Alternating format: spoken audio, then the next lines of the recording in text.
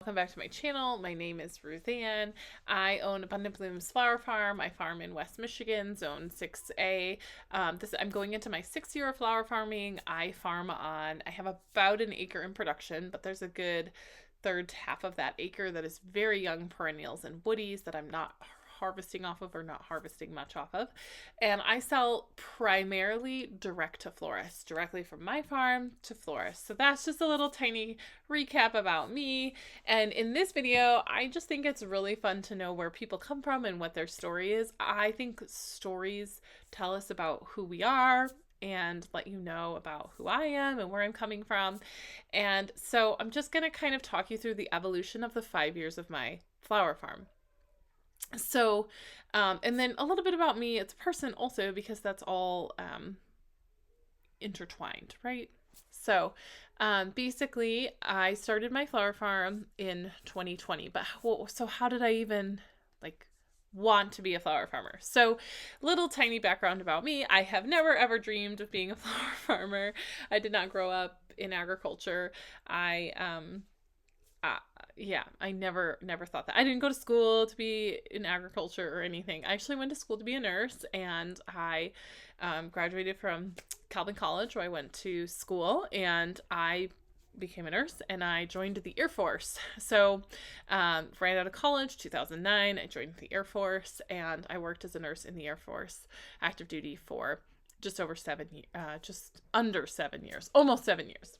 And so that was basically all of my 20s out of college. I got married in that time, and then I had my oldest son, and I separated from the military, separated from the Air Force when he was about 5 months old.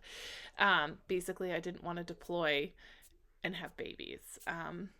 I know what that looks like, and it's really hard. So it can be done, but that's just not the life that I wanted. So I got out of the military.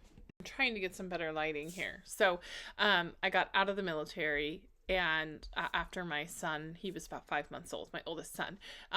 And then I had a second child, and my husband, we were living in Texas at the time. That's where that was my last duty station. And then we moved here to Michigan, which is where I'm from and my family's from. And that was 2017, I guess, we moved to Michigan. So still no plans to be a flower farmer. We just wanted to buy some land and have a little bit of land in the country. We are country at heart kind of people. And so that's what we did. Tricky market when we moved here, at least that's what we thought.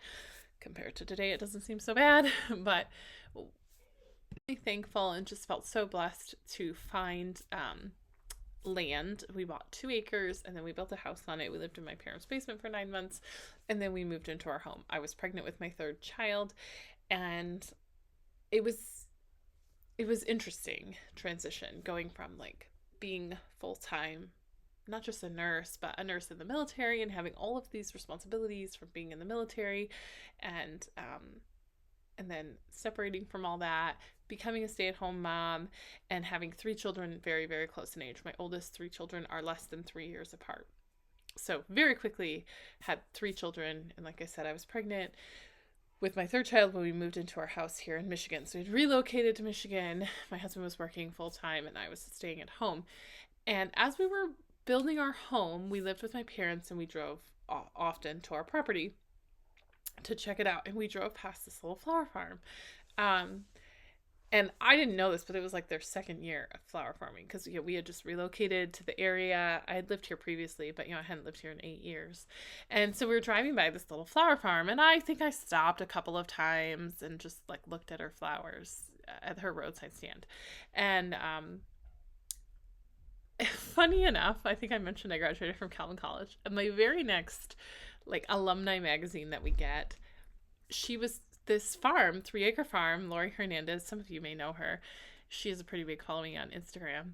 She was featured in my alumni magazine from Calvin College, because she actually also graduated from Calvin College. Obviously, I didn't know any of this. She's a little bit older than I am. Our paths didn't cross there.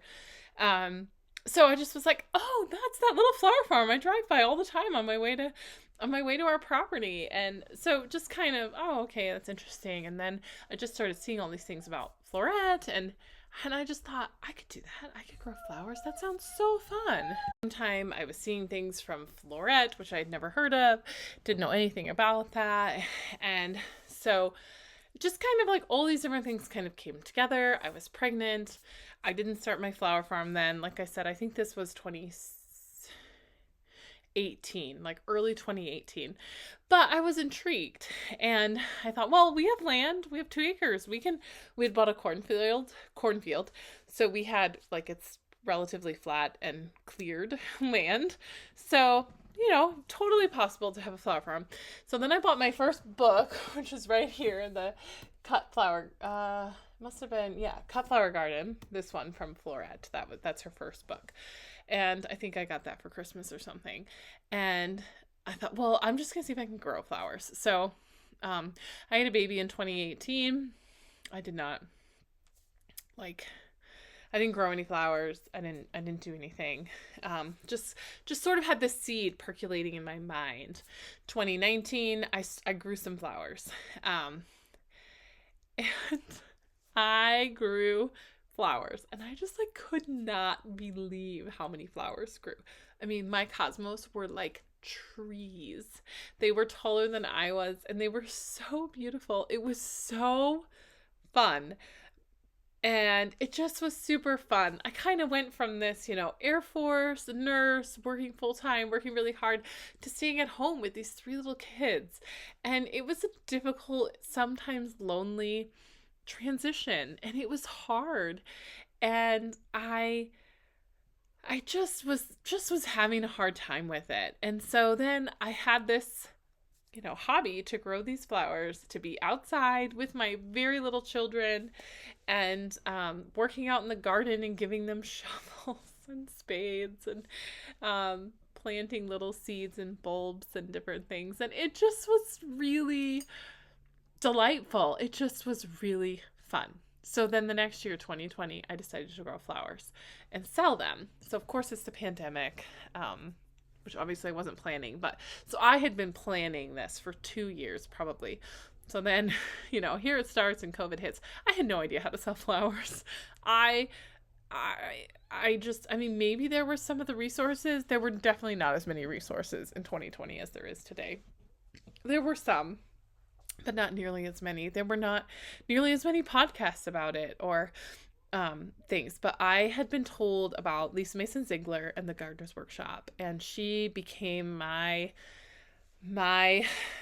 flower farming mentor, for really a better use of the word. She did not have her podcast out. She had 1 book out at the time, Vegetables Love Flowers, and Cool Flowers. So she had this book, Cool Flowers, which I bought. Actually, I didn't buy this originally. I got it from the library. Check out your library. If you're interested in this stuff, a lot of these books are in the library. But then I just felt like this was such a great resource book. I bought this book. So this is Lisa Mason Ziegler's book. And then I think this book came out next, Vegetables Love Flowers. So I got this book. So I just sort of started collecting these books. Yeah, this one's copyright 2018. I feel like this was coming out this was her new book when I started following her. And this one had been out for a little bit. But this is more of like a reference resource book, I would say. Yeah, this one's 2014. But, I mean, it is a little bit about like growing a garden. But anyway, both really great books. Love them both. But Lisa Mason Ziegler, she was just really great. So this is 2020. So I really had no idea. But she had this course called the Flower Farming Basics course, I think. And it had just started. I think 2019 was its first year. She was just getting into starting courses and selling courses. And so I was like, okay, I think it was $500. And I thought, my goal is to sell $500 worth of flowers so I can buy this course from her. 2020. So a vegetable farmer from my church sells vegetables at a farmer's market in Muskegon, which I live in Dorr, so it's like a good 45 minutes, almost an hour away from me. Like, I would never sell flowers. To this day, I've never sold flowers there. So really, from a business perspective, it wasn't that helpful. I didn't do any kind of marketing or anything, but long story short, I sold little bouquets on consignment with them. So I would drive to their farm and they had a walk-in cooler and everything. They sell all kinds of vegetables. So I would drive to their farm, which was half-hour away from me, and drop off my flower bouquets the night before, and they would take them to market twice a week. And I think I got like $7 a bouquet. I think I was selling them for $10, and I got 7, right? Because it was on commission. And so I made $997 that summer. And I was like over the moon, excited. I spent so much time and so much effort making those flowers. And I didn't have any branding. I mean, I did have my farm name, and I think I maybe had an Instagram account. But on my flowers that I sold, like, they weren't sleeved. They didn't have any branding, nothing. Like, I didn't know anything about that. But I sold $1,000 almost. I was so excited. So I bought this course, Flower Farming Basics, from Lisa that winter, so 2020 to 2021. I bought that. So then in summer of 21, so this is my second year of flower farming, I started selling to florists because I thought, well, maybe would be a good way to sell more volume to less people. And there's a couple florists that are kind of close to me. So in the course I had taken, Lisa had talked about how selling flowers to florists was a really big staple for her, especially in the beginning of her business. And just the benefits of that. And I just felt like that fit my business model. I didn't want to sell to farmers market. That much I knew. I was not going to spend every Saturday at a farmers market. I had little tiny kids. My husband was totally not keen on that. And it just didn't work with our lifestyle. We just didn't want to do it. So farmers markets have never been a thing. I have never sold at a farmers market to this day. So we knew that was like not an option. And you kind of run through, okay, could we have a roadside stand, or what would that look like? Do we want to have that? We have all these little kids, so we just decided that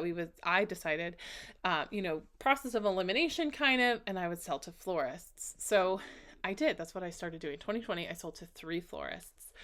I started with the florist closest to me, and I kind of worked out. And then one of them said, oh, you should try this other florist. And so I did that. And then I could have sold to other florists that summer, but I just decided not to. I only wanted to sell to these 3 florists and figure it out. So it was second year. Third year, 2022, I continued to sell to florists and kind of just sold to like 5 or 7. And I think I did like a little CSA that year. Like I tried to do some retail stuff, but I didn't want to have a roadside stand, and I spent a lot of effort trying to do retail things, and things just never materialized. And I just spent a lot of time trying to make that happen, and it just didn't ever really work very well. So I just continued to sell to florists. My 4th year flower farming, in there, I had a baby also. So January of 2022, I had a baby. So the summer of 21, I was pregnant, and that just complicates things and makes things challenging. So then that was my 3rd year. So my 4th year flower farming now was 2023. And lo and behold, I was pregnant again with our 5th child, and I was due in November. Which I planted peonies on my due date. I was a week late, but literally it was planting peonies in the beginning of November. That was fun. But it just kind of kept you going, but it was exhausting. I have never been more exhausted in my entire life as the summer I was pregnant. And this past summer I wasn't pregnant. I was like, why do I feel like I have so much energy? Well, maybe because I'm not pregnant, even though I had a baby and everything. But so anyway, I just decided I was only selling to florists. I was not doing anything except selling to florists. I mean, literally not taking one single, bouquet order. I mean, maybe I did for a friend or something, but did not do any. I mean, I said no, I don't sell bouquets. Nope, I can't do this. Nope, I only sell to florists. And that was great. I almost doubled my sales. I actually did start selling through a collective, and that didn't work out very well for me. I mean, I stayed with it through that year, but it wasn't what I was hoping it would be. But I was still selling through them to florists and selling also direct to florists from my farm. So I only sold wholesale to florist, I guess you could say. So that was my 4th year. Then my 5th year was 2024, this past season. And I sold primarily to florists. I did do one pop-up market in the spring over Mother's Day weekend with tulips. I was trying to see how that would go. And I did a couple of bulk buckets that had been specifically requested from me. So, but pretty much like 95% I sold direct to florists, no collective. I just sold directly from my farm to florists, and I did well. I almost doubled my sales again from last season. I didn't quite, well, yeah, I did double them. I doubled my sales from last year even. So those are kind of like how I sold. And then that's sort of that progression. And then the progression of what I sell is kind of like the second part of the story. But I started with annuals. I only grew annuals the first year. Then at the end of that second season, I invested into 160 peonies plants. So I planted those. So they were 3 years old. They're going to be 4 years old. And that was a great decision. So I started with annuals, and my first major investment into perennials was into peonies, which is kind of the advice I pretty much hear almost universally. Like, your first investment into perennials should be peonies. And I still think that's pretty solid advice. I mean, I don't know that you should invest into 10,000 peonies, but I think it was a good decision. It definitely has been paying off for me in this spring, right? It takes 3 years really for peonies to really produce. So that went well. So that was my first major perennial investment. Then the next year, my 3rd year flower farming, I basically had a choice. To this point, I have grown no tulips, no ranunculus, no expensive corms, bulbs. I grew a few dahlias, but really did not grow any scale of those. And then I had grown a couple of dahlias, but I've never sold tubers or anything. So, and then the 3rd year, I had this choice. In my mind, it was a choice. I had like $1,000, $1,200. And I was like, well, I could buy tulips, or I could invest into woodies. And I had been researching a lot of woodies. I'm a member of the ASCFG, the Association of Specialty Cut Flowers. I have been for years. And so I looked into investing into, and so I've followed a bunch of farmers that grow woodies. Dave Dallion's a really big woody expert. So I've heard him talk about perennials and woodies and different things. And there honestly are a ton of flower farmers in West Michigan. Actually, in the last 2 years, I think I've discovered how many more there are than I ever thought possible. There are so many flower farmers, and most of them are not as old as me, like as old in years of flower farming, not like per my age per se. So there's just a lot of really young flower farmers. Literally I drive around. We live in the country, and you drive around and it's like, oh, they're selling flowers. A mile later, oh, look, there's another roadside flower stand. Oh, there's another roadside flower stand. Oh, another one. Like, literally, I drive by them all day long. Everywhere I go, you're driving by flower stands and little flower farms popping up literally everywhere around here. So I felt like, well, if I differentiate myself and I want to sell to florists, that's my major sales outlet at the time, and what has become even a larger sales outlet to me. So I invested into woody shrubs. There is a woody shrub nursery here in West Michigan in Grand Haven, which is about 45 minutes away from me, which is the woody shrub supplier for proven winners. They ship all over the US and Canada. And it's one of their northern ones. Obviously, like, they have other suppliers in the South and such, but all their plants are grown here, and they're grown for colder climates. So that's just really cool that the plants that I got were bred and grown here, literally within 45 minutes of me. It also means that I can go pick them up from the greenhouse and not have to pay shipping, which is really expensive. So I kind of feel like I've, been really blessed to be so close to this big woody supplier. So basically, I took my $1,000 and I invested in it. I invested it into about 120 woodies. So I planted 3 different kinds of 9-bark. I planted a lilac, I planted a smoke bush, I planted a type of viburnum, I planted a snowberry, I planted um, spirea, and I might be missing one. But so I planted these different woodies. The next summer, I harvested enough from my 9-bark to pay for my entire investment into that crop. I also sold some of the other crops as well, but just off the 9-bark, I sold enough to pay for my entire investment. So I think it was a really great decision. I'm still reaping the benefits of that investment. So that was how I grew. I started with annuals, then I put in peonies, then my next major investment was into these 120 woodies, some of which I have never harvested off of, and now they're going to be in their 3rd year, and I'm hoping to harvest off of the viburnum this season. But, so it is definitely a long game.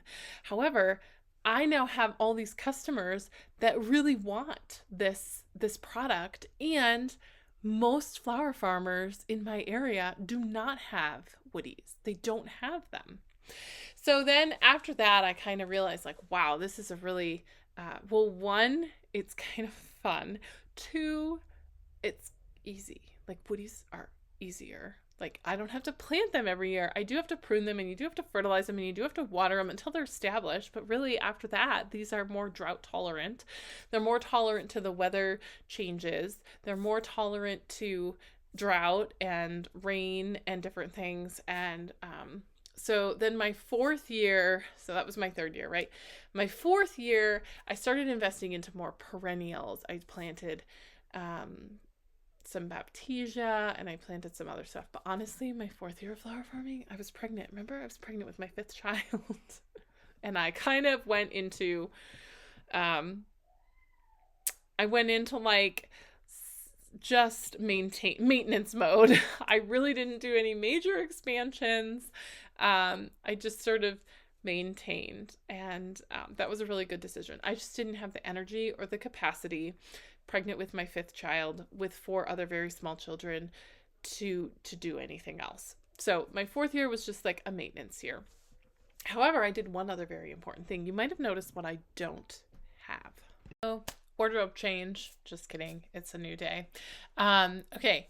One thing I don't have is a hoop house. Is like all the rage to have a hoop house, right? And even more so when you're farming in colder climates, like I am. I'm a zone 6A now. It just changes. We were 5B. So hard. Anyway, so I'm in a zone 6, and we don't have a super long frost-free window, although for those in colder climates than me, I'm not, I know it could be worse. I did live in Alaska at one point in my life. So anyway, our frost-free date is from May 15th until October 15th. So not huge frost-free dates for our zone, which of course your zone has nothing to do with your frost-free dates. So anyway, a hoop house. So what I did in my 4th year, I did not get a hoop house, but I started working with the NRCS, which is the National Resource Conservation People Service, something, through the Farm Bureau to get an EQIP grant. If this is totally foreign to you, it's okay. To get an EQIP grant to get a high tunnel. Basically, I applied for government funding to get a high tunnel. And they have a specific program for farmers. And you have to meet all these requirements to get a high tunnel. That process takes time. It can take a long time. So I started applying for it in March of 2023. So just kind of keep that in your mind, right? So I started applying for this EQIP grant. I started working with the NRCS, and I knew I wouldn't get the high tunnel if I was selected, which is a very competitive program. I wouldn't get the high tunnel until the next season, my fifth season. So, or I wouldn't be selected and I wouldn't get it. So, okay. So I applied to get funding for a high tunnel. The other things that happened in year 4, I've already said. It was very much a maintenance year. And that's definitely true. Was selling out of things. So then that was basically, to sum up my 5th year, I sold everything I had pretty much. I had people reaching out to me from I'm coming in from out of state to do a wedding. Can I get flowers from you? Or I I'm a florist from Colorado, but I'm coming there to do a wedding for my cousin. Or I mean and just like all these different florists that I didn't even hear about. People driving here from an hour away to my farm to get flowers. I was just like totally blown away, and I felt like, wow, the scope of this is massive, and I can sell. I have customers. I have customers. I have more demand than I have flowers, which is awesome. I was even in contact with, that's actually my shirt, Local Flower Power, with a market in Chicago about possibly selling flowers to them, which I ended up only doing once, like kind of as a trial, because I didn't have any flowers to sell. I'm selling everything right here in West Michigan. And that was just really eye-opening to me. And it gave me a lot of courage, and I knew I wanted to do this. And this had been in the works. This was like in my budget to do. But I put in a whole bunch more woody shrubs. So it was a pretty big year for me, my 5th year. So I was, doubled my sales from the year before. From year 4 to 5, doubled my sales. Was selling out of basically everything I have. I'm trying to think what I didn't sell everything of. Not much. I mean, I had this lovely little patch of mountain mint, which I'd started from seed. It's always been completely sufficient. I sold out of it in 2 weeks. I sold I don't know, 40 bunches of mountain mint. And then the florists were like, "Oh, can I get 10 more bunches of that next week?" I was like, "No, it's gone." Mountain mint is a perennial, and it lasts several weeks on the plant. So, it's very, and it kind of a little bit staggers in its maturity. But, if you have mountain mint, you have a big patch of it, you can easily cut off of it for several weeks. And that's what I've always done in the past. And I've always, had enough. And this year, it was devoured. "Oh, do you have more?" Multiple florists. They wanted it for weddings. They loved it. I was like, "No, I don't want anymore." You bought 20 bunches last week. I don't have any more. You bought 20 bunches, and these people bought 10, and those bought 5, and those want. It was just crazy. I felt like, wow, this is crazy. And great. It was great. So it gave me the courage to put in this big woody order, and I bought 900 shrubs in August of 2024. It was fun. It was a little bigger than I thought. I was thinking 6 or 7, and then you're like, "Oh, I have a little more space here, and I have a little more space here," and then I got them all planted, and I had a little bit more space. So I contacted my rep, and I was like, I had some that were on back order, so I had about 100 of them or something that were on back order. I was like, "Can I add some more trays to this order?" So, which was great. I got all my woodies from Spring Meadow, if you're wondering, which is local to me. I've actually did I talk about it before in this video? Yeah, so it's local to me. It's here in Grand Haven, and so I was able to go pick it up. I'll put some pictures up on the screen. It was so exciting. And what you see in that one order, yeah, there was another there was more that weren't on that order because they were back ordered, and then I added more to the order. So it was pretty exciting. I'm like, we have 30 by 20 foot in this back, on that back property line. We can plant shrubs there. We can plant more shrubs there. I'm sure we could put more shrubs over there. That was pretty exciting to me. So that happened in August, and in the beginning of August. And remember, I had applied for that hoop house. Yeah, I got selected. So I had started applying for this hoop house in March of 2023. Finished the application, I think that November or something.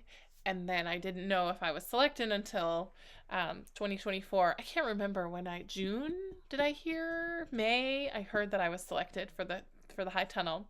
And then I got it put up in September. So I'll put pictures of that up too. But I got approved for a 30 by 72 high tunnel. I put in a little extra of my own money toward it to get to get it pretty, like we have a lot of wind here, so I wanted really high quality, really high wind, and we have snow load, and I wanted to have automatic vents and automatic sides. So it's pretty exciting. I actually was just out working in it. We're like having our first we're having our coldest temperature. It's been cold before, but it's supposed to get down to 13 tonight or something, and we just had a lot of wind. And anyway, I was just out in the tunnel working in there and putting on frost cloth on some of my rows, and I just got this temperature sensor thing which in there. So that's like the big thing for 2025 is I have a hoop house now. Then it's not quite fully planted. I still have half my ranunculus that I need to plant because I spaced out. I'm doing successions. So it's going to be full of spring stuff and some stuff I've never grown before. Like I've never grown ranunculus before because I don't have a tunnel. And anemones, foxglove is in there. I've never grown foxglove before. And then I have some stuff in there that I have grown, but I'm getting eucalyptus in the spring to go in there. For rounding out my 5th season, those were like the big expansions, the woodies, the high tunnel. And then I did, I do have a couple other just like regular field plantings that I've gotten ready, prepared for spring. So we've really expanded our production space in 2024. We didn't quite double it, but the woody area, I'll show you, like the new woody area was like almost 1/4 of an acre. If you add it all up, because it was split up into different places, because I was putting them everywhere, I'm sure it is at least 1/4 of an acre. And then the high tunnel is kind of a whole new thing. And so yeah, we're going into year 6. That was my 5th year, so this is going into year 6. I'm just gonna focus on selling to florists. I really don't know why I would do anything more or different. So, but I am selling to more in 2024.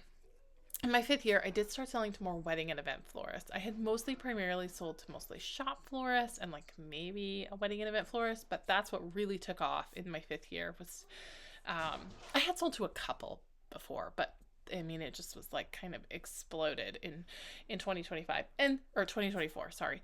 And I definitely grown more into the perennials and the woodies and kind of specialty flowers. But I still grow a mix of annuals. I still grow a lot of sunflowers. I got a paper pot transplanter. I'll put a picture of it up. Probably most of you won't know what that is, but I got a paper pot transplanter for this past season. Was the first season I had it. The best part about the paper pot transplanter, I use it to plant my sunflowers, but my husband likes to plant with it. My husband doesn't like to plant. He doesn't plant really. He did plant sometimes when I was pregnant. He had pity on me, but it's not really what he loves to do. And I don't mind doing it. I like doing it, and my kids help me. But when you plant 700 sunflowers every week, it gets a little old on your hands and knees. That was a new tool that we added, I guess. You'd call that a tool. I think I forgot to mention this, and I'll put it back in the comments, but we got a cooler. I failed to mention when we got a cooler. We got a cooler in my 3rd year. It was in the fall. It's a whole story. I actually have a blog post about it. If you want to read the story of the cooler, I'll put a link in the comments. The story of the cooler. It's a great story. It really is. But we got it in the fall, September, and so I really had it for my 4th and 5th seasons. Great. So I'm just so thankful and for where I'm at, and I'm a Christian, and so I really just am thankful for where the Lord has brought me on this journey. And it's been a really fun ride. It's been fun to teach my children, and it's also challenging. That's also very challenging, having small children. But I think it's been good to teach them how to work. And so we're really excited for where it'll lead us. And now my winter project, like I mentioned earlier, is finishing this class and this course about how to sell flowers to florists. And I really just love that selling aspect. And so if that interests you, sign up for my newsletter below. You'll get all the information about when that comes out. And if you have questions, please let me know. I love the comments. I love interacting with you guys, and y'all have been so sweet. I've just really felt a lot of love on YouTube in my last couple videos, and I just want to thank you all for that. And I really do appreciate every one of you. If you haven't already, please subscribe, and you'll be notified when my next video comes out, which I've got some plans. A lot of you have been asking about quality video, and so I've definitely got some things that are coming up. So we'll see you next time. Bye.